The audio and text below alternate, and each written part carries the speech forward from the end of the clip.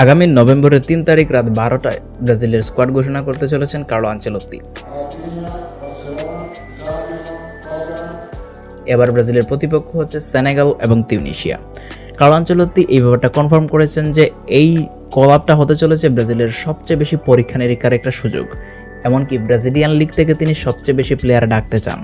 ব্রাজিলেরও থেকে প্লেয়ার ডাকার মাধ্যমে তিনি আরও বেশি পরিপক্কতা দিতে চান স্কোয়াডকে।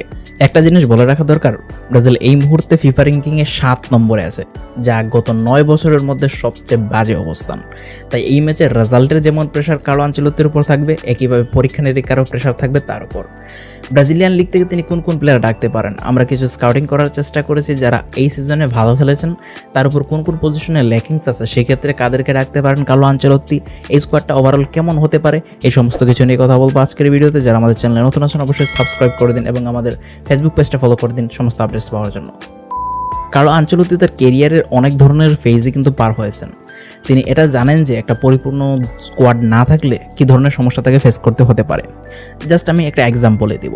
আপনারা দেখেন ব্রাজিলের যে মিডফিল্ড আছে ক্যাসিমিরো এবং ব্রুনো গিমারেজের, এইটা থেকে যদি আমরা দুজন প্লেয়ারকে সরিয়ে দিই, ব্রাজিলে আসলে মিডফিল্ড বলে কিছু থাকে না। এই পজিশনটাতে ব্রাজিলের মানসম্মত প্লেয়ারের যথেষ্ট অভাব রয়েছে। অর্থাৎ আপনার শুধুমাত্র 11 প্লেয়ার দিয়ে আপনি ওয়ার্ল্ড কাপ জিততে পারবেন না। আপনার স্কোয়াডে যথেষ্ট ডেপথ থাকতে হবে, কেননা ম্যাচগুলো এক্সট্রা টাইমে যায়, অনেক বেশি ইনজুরির সম্ভাবনা থাকে। ওভারঅল ব্রাজিলের 26 জনের স্কোয়াডের মধ্যে অন্ততপক্ষে 20 জন প্লেয়ার লাগবে যারা বিশ্বকাপে কন্ট্রিবিউট করতে পারেন। ব্রাজিলিয়ান লিগ থেকে তিনি কোন কোন প্লেয়ারকে প্রাধান্য দিতে পারেন, চলুন একটু স্কাউটিংয়ের কাজ করা যাক। প্রথমেই যে প্লেয়ারটার নাম সবচেয়ে বেশি উঠে এসেছে তিনি হচ্ছেন ভিটোর রোকে।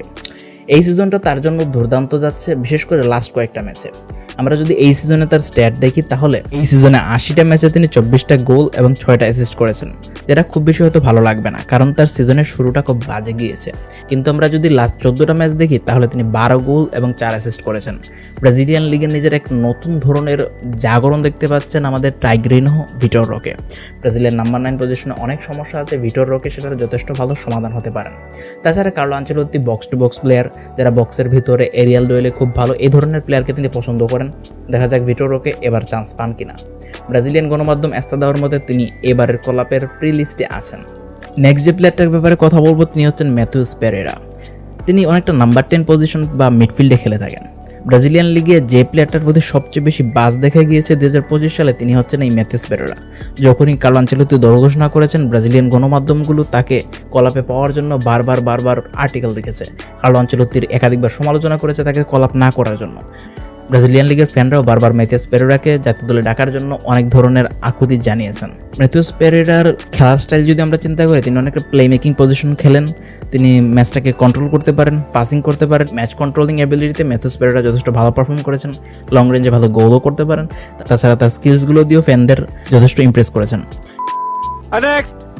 এই মুহূর্তে ব্রাজিলিয়ান ফুটবলের সবচেয়ে বেশি যে প্লেয়ারটাকে নিয়ে কথা হচ্ছে তিনি হচ্ছেন রায়ান ভিটোর। এই প্লেয়ারটা ফিজিক্যালি যথেষ্ট স্ট্রং। আপনার মনে হবে সেই রোনালদো আদ্রিয়ানোর মতো অনেক বিস্ট লেভেল একজন প্লেয়ার চলে এসছে। তাছাড়া ড্রিবলিংয়ে যথেষ্ট ভালো ক্রিয়েটিভিটি দেখিয়েছে ছেলেটি। এই মুহূর্তে ব্রাজিলিয়ান লিগের যে প্লেয়ারটার দিকে সবচেয়ে বেশি নজর রয়েছে বড় বড় ক্লাবের, তিনি হচ্ছেন এই রায়ান ভিটোর। বার্সেলোনা বলেন, লিভারপুল বলেন, আর্সেনাল বলেন, 3টি ক্লাব তার পিছনে এই মুহূর্তে পড়ে আছে। বার্সেলোনা তো প্রায় 18 মাস ধরে তার স্কাউটিং করছে। সো এই প্লেয়ারটার দিকে যথেষ্ট নজর রাখতে হবে। অনেক স্কিলফুল একজন প্লেয়ার, নাম্বার 9 হিসেবে খেলতে পারেন, ফোর্স 9 হিসেবে খেলতে পারেন, এমনকি প্লেয়ারদের যে কোনো ফরওয়ার্ডের উইঙ্গার হিসেবেও তাকে খেলানো যেতে পারে। রায়ান ভিটোরকে নিয়ে আপনারা অনেকেই কমেন্ট করেছিলেন, আমরা আলাদা ভিডিও বানানোর চেষ্টা করবো যদি আপনি কমেন্টে জানান রায়ান ভিটোরের প্লেয়ার অ্যানালিসিস। নেক্সট যে প্লেয়ারটার ব্যাপারে সবচেয়ে বেশি কথাবার্তা হয়েছে তিনি হচ্ছেন লেফট ব্যাক কাইকি ব্রুনো। ব্রাজিলের লেফট ব্যাক পজিশনে ইতিমধ্যে 3-4 জন প্লেয়ার আমরা পেয়ে গিয়েছি যারা ওয়ার্ল্ড কাপে ব্রাজিলকে রিপ্রেজেন্ট করতে পারেন। তবে এই প্লেয়ারটা কাইকি ব্রুনো রিসেন্টলি খুব ভালো খেলছেন। কাইকি ব্রুনোকে নিয়ে ব্রাজিলিয়ান লিগে খুব ভালো একটা বাস তৈরি হয়েছে। যথেষ্ট ফিজিক্যালি স্ট্রং একজন প্লেয়ার, ডিফেন্সিভলি ততটা ভালো না হলেও অ্যাটাকিংলি যথেষ্ট ভালো পারফর্ম করেছেন ক্রুজেরের এই প্লেয়ারটি। তো দেখা যায় কাইকি ব্রুনো ব্রাজিলিয়ান যে ফুটবল সার্কিট আছে সেখানে ঢুকতে পারেন কিনা। এছাড়া ব্রাজিলের কিছু পজিশন আছে যেই পজিশনগুলোতে এখনও যথেষ্ট মানসম্মত প্লেয়ারের অভাব আছে, বিশেষ করে মিডফিল্ড। এই পজিশনে পালমেরাসের পেরেরাকে আবারও রিকল করতে পারেন কার্লো আনচেলত্তি। তাছাড়া এই পজিশনে কিছু নতুন প্লেয়ারকেও সুযোগ দেওয়ার সম্ভাবনা রয়েছে। ব্রাজিলিয়ান লিগ থেকে কয়েকটা প্লেয়ার তিনি স্কাউট করার চেষ্টা করতে পারেন। দেখা যায় কার্লো আনচেলত্তি কী ধরনের কলাপ করেন। এটা অনেক বেশি পরীক্ষা নিরীক্ষার একটা কলাপ হতে চলেছে। সেনেগাল এবং তিউনিশিয়ার বিপক্ষে ব্রাজিলের এই প্রস্তুতি ম্যাচটা যথেষ্ট ফিজিক্যালও হতে চলেছে। সো দেখা যায় কার্লো আনচেলত্তি কী ধরনের পরিকল্পনা নেন, তার ট্যাকটিক্স কী হয় আগামী ম্যাচগুলোতে। 3 তারিখে আমরা স্কোয়াডটা সম্পর্কে ধারণা পাবো।